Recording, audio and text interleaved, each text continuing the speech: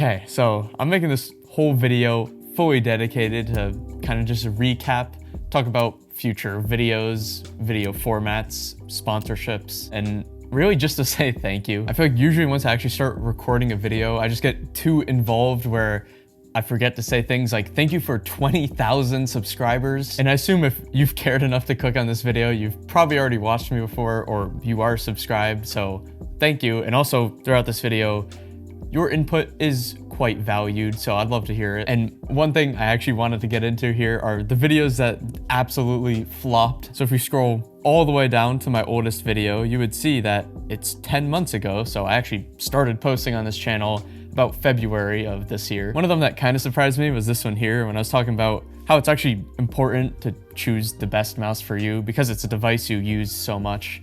But that's a 12-minute video.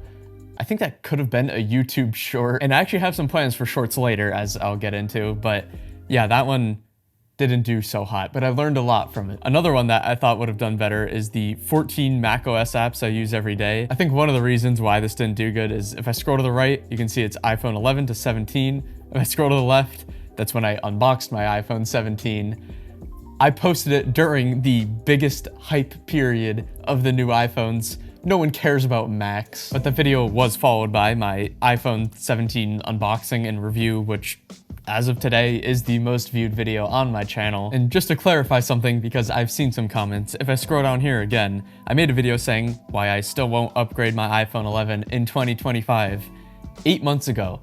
At that time, the most appealing option was the 16E. So naturally, when they release something with as many upgrades and leaps forward as the iPhone 17, it makes sense to buy, finally. And I think as far as iPhone 17 specific videos, there's not much left to talk about, and I understand that. I do have one that I want to make about the dynamic island, and then another one that's just generally about recording video on your iPhone, or really any phone for that matter. What I can say for certain is every single video I've made on my channel so far, I have had fun and enjoyed making it, so now it's just time to find the in-between of what people have fun watching and I have fun creating. I do have some fun videos coming. One, I'm testing the Google Pixel 10 Pro, and I found some old Apple devices just buried in my closet, so I'm gonna make a few videos kind of just revisiting it in the modern age. But I kind of feel like the standard, simple, effective, basic format of getting a new product, opening it, using it, and then giving my opinion on it just works very well. I mean, just looking at the views, it seems to be well received. Like out of my recent videos, I specifically liked my Apple Magic Mouse one where it's pretty notoriously hated for some things online. And as someone who's never used it, I bought it, took a look at it, and gave my opinion. I kind of like the idea of reviewing older flagship tech and then kind of comparing it to what we have today, or making reviews on brands' specific budget line of tech, or even just reviewing the new flagship tech from a regular person's perspective. I feel like for a lot of tech, the higher paid options compared to like the base models don't necessarily give more value to the majority of people. So, I mean, I think it'd be cool to explore that. I think maybe rotating all of these formats is probably best. Can you feel the holiday spirit? I know I can feel the warmth here from this real fireplace that I turned on. It's real. So I still have two main things I want to talk about, which are short form videos and also sponsorships.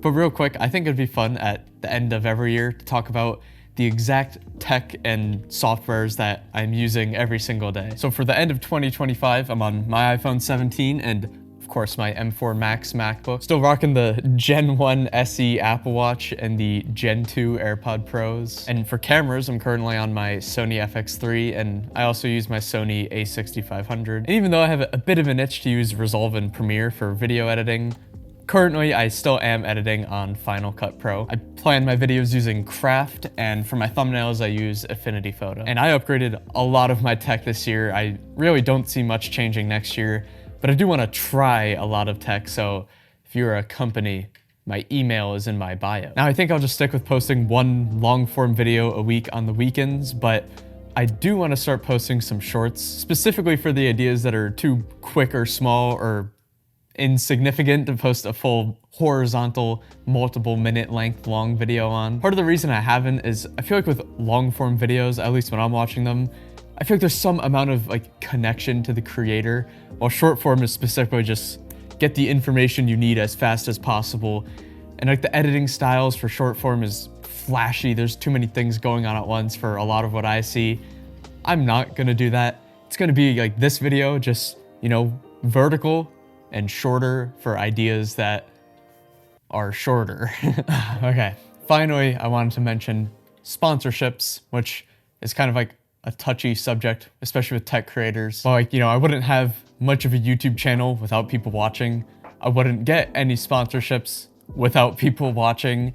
So it makes sense to openly talk about it. So far, I have taken a few. One is Craft, which, as you saw, is the app I still use to plan all my videos. One is from OK Up, which is the chair I have over there at my desk, which I still use. And also a sponsorship from Parallels, which I had a lot of fun exploring Windows on Mac. If I need that functionality or know someone who does, Parallels would definitely be my recommendation. Now, looking ahead, I have 2 brands I'm in the works with in the future, and I am very excited for those. I can't wait. Those are so cool. There are 3 main rules I will follow no matter what though. The first is I'll only take the deal if it's a product or software that preferably I would use or already do use, or I could at least see it being useful to someone. I think connecting a good brand with a good product to people that can truly benefit from it, like that's a win-win. Everyone wins there. My second rule is my opinion won't ever be bought.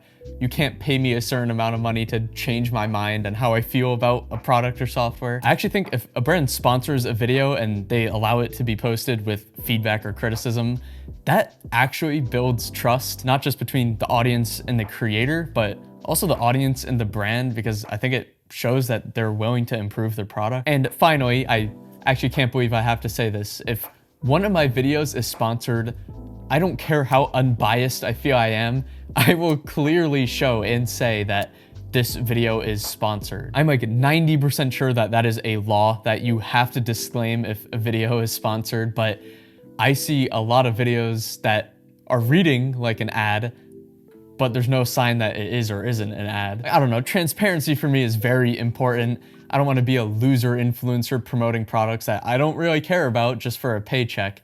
That annoys me to see as a viewer, and you can tell most of the time. That would annoy me to do even more as a creator. I would say subscribe, but again, if you're watching this, especially this far in, you probably already are, so again, I appreciate that, thank you. Thank you to everyone who has supported me throughout 2025, and I think it's been really cool to kind of see how the channel grows and develops, and I think there'll be some pretty cool things to come next year. So happy holidays, Merry Christmas, Happy New Year, and I will see you next year.